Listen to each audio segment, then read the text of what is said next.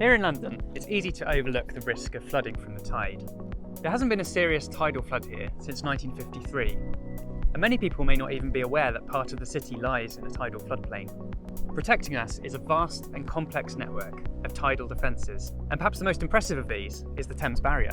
But as the changing climate causes sea levels to rise, we need to plan ahead now to ensure London is prepared. There are over 1.4 million people living and working in the tidal Thames floodplain, and over £321 billion worth of property. The floodplain also encompasses so many important sites, including historic buildings, art galleries, tube stations, hospitals, schools, and Houses of Parliament. All this could be at risk in future if we don't take action now. Every day, twice a day, the tide ebbs and flows. The freshwater Thames, which flows across Teddington Weir in West London, is met by the incoming tide from the North Sea.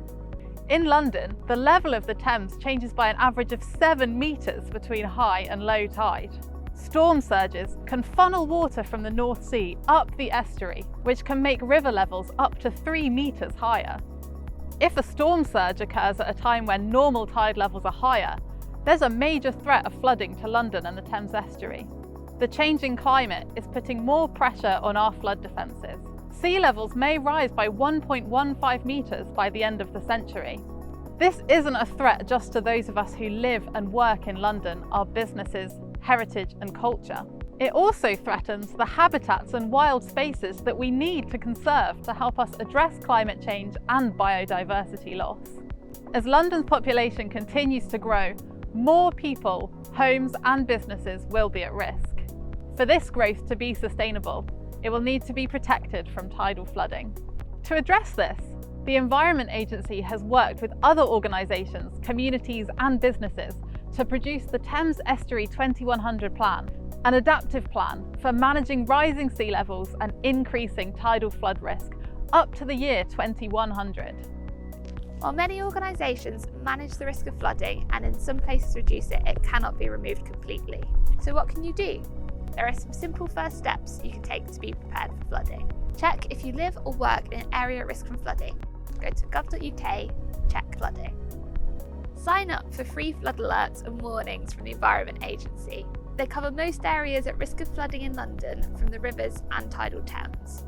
Go to gov.uk, sign up for flood warnings. It takes just a couple of minutes.